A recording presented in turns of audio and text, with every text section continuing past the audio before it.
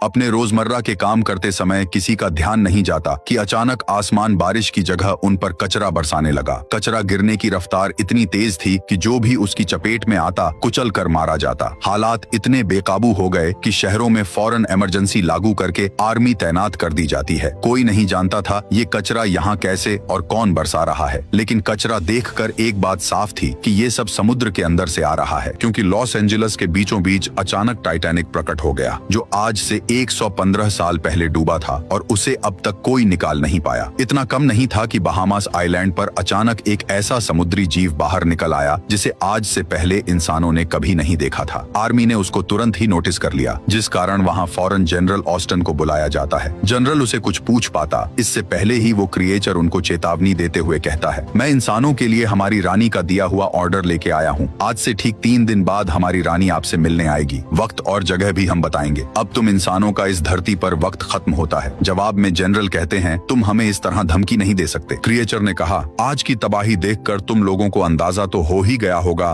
कि हम क्या कुछ कर सकते हैं, इसलिए हमारा एहसान मानो, हम सिर्फ धमकी दे रहे हैं। क्रिएचर ने अपनी बात को पूरा किया और अगले ही पल उसके पीछे से उसी तरह के सैकड़ों क्रिएचर पानी से बाहर आ जाते हैं। और ये सब यही नहीं रुकता, बल्कि दुनिया के हर एक कोने में समुद्र में से इसी तरह के जीव बाहर आ रहे थे, सिर्फ और सिर्फ इंसानों की दुनिया को देख रहे थे कि इंसानों ने थोड़े ही वक्त में कितनी ज्यादा तरक्की कर ली। लेकिन अब इस तरक्की का कोई फायदा नहीं होने वाला था। कुछ ही घंटों में पूरी दुनिया इन जीवों को अपनी आंखों से देख लेती है। और जैसा कि उस क्रिएचर ने बताया था, तो इंसान बिना वक्त जाया किए पूरे वर्ल्ड की एक प्रोटेक्शन कमेटी बनाते हैं, जिसने 2 दिनों के अंदर अंदर एक मोटे मेटल का पाइप को समुद्र के बीचों बीच डाल दिया, जिससे होते हुए क्रिएचर की रानी पानी में से इंसानों की दुनिया में आएगी। जैसे ही क्रिएचर का दिया हुआ वक्त खत्म हुआ तो सबकी नजर सिर्फ एक ही चीज पर टिकी होती है कि आगे इंसानों का फ्यूचर कैसा होगा। कुछ ही देर बाद दुनिया के सबसे पावरफुल लोग उस जगह इकट्ठा हो जाते हैं जहां पर पहली मर्तबा समुद्र की रानी इंसानों से मिलने आएगी। तभी हेडक्वार्टर्स में हमें केट नाम की एक औरत दिखाई जाती है, जो इस प्रोटेक्शन कमेटी की हेड बनाई गई थी। वो सबको शांत हो जाने का कहती है, लेकिन इतने में ही वहाँ समुद्र में से कुछ जीव उनकी ओर बड़ी तेजी से बढ़ने लगे। सिग्नल्स मिलते ही वहाँ पर मौजूद हर एक आदमी और औरत का दिल धक धक करने लगता है। देखते ही देखते उनके सामने क्रिएचर्स अपनी रानी को पानी से बाहर ले आते हैं। बाहर आते ही प्रोटेक्शन कमेटी का एम्बेसडर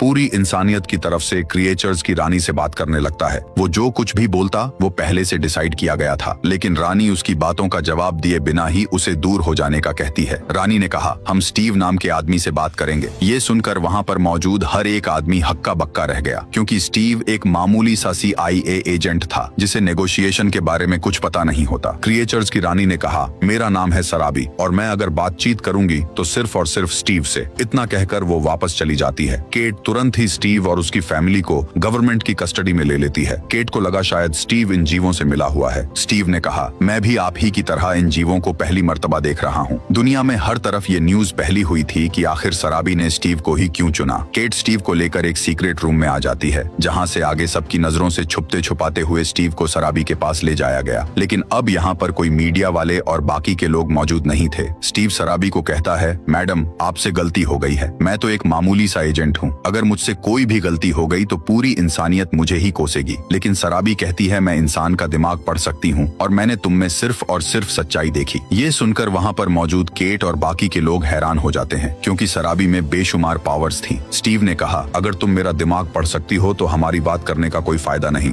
इतना कहकर सराबी वहाँ से चली जाती है। हमने देखा स्टीव को जो अपने घर आया था, उसकी बीवी और उसकी बेटी स्टीव को सब कुछ सच सच बताने का कहते हैं। लेकिन स्टीव ने कहा, मैंने भी आप लोगों की तरह उन जीवों को आज से पहले कभी नहीं देखा, इसलिए मुझ पर शक ना करो। फिर वो सीन भी कट हो गया और हम देखते हैं 2 दिन बाद का सीन, जहाँ एक मर्तब फिर से सभी लोगों के सामने सराबी इंसानों से बात करने वाली है। केट ने स्टीव को समझाया, तुम वही कुछ बोलोगे जो तुम्हारी स्क्रीन पर चलेगा, अपने से कुछ भी मत बोलना, वरना पूरी इंसानियत तुम्हें कभी माफ नहीं करेगी। स्टीव बहुत ज्यादा परेशान होता है, लेकिन अब उसे किसी तरह करके सराबी का सामना करना ही होगा। इंसानों को अब पहले से ज्यादा डर लगने लगा था। तभी वहाँ पर सराबी आ जाती है। सराबी ने कहा, मैं चाहती हूँ कि समुद्र में से 1 गिलास पानी लाया जाए। बस इतना ही था कि केट के कहने पर कमांडोज समुद्र में से पानी का 1 गिलास ले आते हैं, जिसकी क्वालिटी बहुत ही ज्यादा घटिया थी। स्टीव ने जैसे ही वह पानी का गिलास पकड़ा तो सराबी कहती है, चलो अब चुपचाप इसे पी लो। वह पानी का गिलास जर्म्स से भरा हुआ था, जिसे पीकर इंसान की मौत भी हो सकती है। केट ने स्टीव को कहा, जल्दबाजी या इंसानियत को बचाने के चक्कर में पानी को बिल्कुल भी मत पीना। हालातों का जायजा लेने के बाद स्टीव सराबी को कहते हैं, मुझे माफ कीजिए लेकिन मैं आपका दर्द समझता हूँ। सराबी कहती है, तुम बिल्कुल भी हमारा दर्द नहीं समझ सकते। तुम लोगों ने साफ पानी को आहिस्ता आहिस्ता करके बहुत ही घटिया बना दिया। तुम इंसान जहाँ भी जाते हो सब चीजें खराब और गंदी कर देते हो, इसलिए तुम्हारे पास सिर्फ 50 दिन है। पूरे समुद्र के पानी को फिर से पहले जैसा कर दो। ये सुनकर वहाँ पर मौजूद सभी लोग हक्के बक्के रह जाते हैं, क्योंकि 50 सालों में भी समुद्र के पानी को पहले जैसा नहीं किया जा सकता। इसलिए केट स्टीव को कहती है, 50 दिन बहुत कम है, उससे 100 साल मांग लो। स्टीव बिल्कुल ऐसा ही कहता है। ये सुनकर सराबी को और भी ज्यादा गुस्सा आ गया। सराबी ने कहा, मैं चाहूँ तो सिर्फ 5 घंटों में इस पानी को पहले जैसा कर सकती हूँ, लेकिन उसमें तुम इंसानों का नामो निशान मिट जाएगा। मगर हम बेरहम बिल्कुल नहीं है, इसलिए या तो तुम पानी को फिर से पहले जैसा कर दो, नहीं तो हम पृथ्वी का सारा पानी इंसानों से दूर कर देंगे। तुम्हारा कोई भी समुद्री जहाज पानी में नहीं चलेगा, कोई भी ऊपर जाने वाला जहाज पानी के ऊपर से होकर नहीं जाएगा, और न ही कोई सबमरीन पानी के अंदर आएगी। ये सुनकर केट, दुनिया भर के प्रेसिडेंट्स और हर इंसान हक्का बक्का रह जाता है, क्योंकि ऐसा करने से इंसानों की इंपोर्ट बिल्कुल रुक जाएगी, जैसे इंसान भूखे ही मर जाएंगे। वहाँ पर बहुत बड़े बिजनेसमैन भी मौजूद थे, जिनका सारा का सारा कारोबार समुद्र से ही होता था। इसलिए उनमें से एक बिजनेसमैन सराबी पर भड़क जाते हैं। वो सराबी की ओर गुस्से से आने लगा। इतने में सराबी अपने आप को फीमेल से मेल में बदल लेती है। ये देखकर सभी लोग जहाँ भी थे वहीं पर चुपचाप बैठ गए। उन्हें अंदाजा तक नहीं था कि सराबी आखिर क्या कुछ कर सकती है। सराबी ने कहा, ये थी आपको दी गई पहली पेशकश, अब दूसरा ऑप्शन सुन लीजिए। अगर आप ऐसा नहीं कर सकते तो हम खुद ही हवा में पानी को छोड़ देंगे, जिससे आप सभी लोग दम घुटने की वजह से मारे जाओगे। ये सुनकर स्टीव तुरंत ही पीछा मुड़ता है और सबको अपनी अपनी जगह पर बैठ जाने का कहता है। इंसानों को अब साफ साफ अपनी हार नजर आ रही थी, और तभी सराबी एक मर्तबा फिर से फीमेल में वापस बदल जाती है। स्टीव ने कहा, प्लीज हम पर रहम कीजिए, हम जितना जल्दी हो सके पानी को उतना जल्दी साफ करने की कोशिश करेंगे। लेकिन सराबी ने कहा, तुम अब भी समझते हो कि बाजी 1% भी तुम्हारे हाथ में है, तो तुम गलत हो। सराबी के एक इशारे पर कंट्रोल रूम में जहाँ केट खड़ी थी, हर एक एलईडी पर अटलांटिक ओशन का सबसे गहरा पार्ट शो होने लगता है। सराबी ने कहा, मैंने लोकेशन तुम्हें भेज दिए, इस गहरे पार्ट में अगली बार ठीक 3 दिनों बाद हम तुमसे मिलेंगे। अब ये तुम्हारी सरदर्दी है कि तुम पानी के इतने गहरे हिस्से में, जहाँ आज से पहले इंसान कभी नहीं आए, वहाँ पर कैसे आते हो। इतना कहकर वो एक मर्तबा फिर से वापस चली जाती है। इंसानों के लिए हालात बद से बदतर होते चले जा रहे थे, लेकिन ना चाहते हुए भी उन सबको सराबी की बात माननी पड़ेगी। ऐसा करने के लिए इंसानों ने सिर्फ 2 दिन के अंदर दुनिया की सबसे मजबूत सबमरीन बनाई। स्टीव और बाकी सभी क्रू की जो लोग सबमरीन में बैठकर नीचे जाएंगे, उनको पानी में रहने की ट्रेनिंग दी जाती है। पानी के अंदर प्रेशर बहुत ज्यादा होने वाला है, इसीलिए उन सबको धीरज रखना होगा। सभी लोगों को मीटिंग रूम के अंदर बुलाकर अपना आखिरी मैसेज रिकॉर्ड करने का कहा जाता है, क्योंकि हो सकता है कि आज के बाद वो वापस ना आए। ये चीज उन सब के डर में और भी ज्यादा इजाफा कर रही थी। फिर केट के कहने पर वो समय आ गया जब स्टीव और बाकी के क्रू को सबमरीन से होकर नीचे जाना था। स्टीव अपनी फैमिली को गुड बाय बोलता है, जहाँ स्टीव की बीवी अभी भी उस पर गुस्सा कर रही थी, और स्टीव की बेटी अपने पिता से नाराज थी, क्योंकि नीचे जाना मौत को दावत देने से कम नहीं था। लेकिन इंसानियत को बचाने के लिए स्टीव को ऐसा करना पड़ेगा। फिर स्टीव सबको अलविदा बोलकर सबमरीन में बैठता है और सबके साथ नीचे जाने लगता है। सबमरीन में टोटल 6 लोग थे, और 6 के 6 अपनी अपनी फील्ड में बिल्कुल एक्सपर्ट थे। आहिस्ता आहिस्ता करके उन्हें केबल के जरिए नीचे उतारा गया। नीचे प्रेशर ज्यादा होने की वजह से सबमरीन के अलावा और कोई भी नहीं जा सकता था, इसलिए उन सब का पहला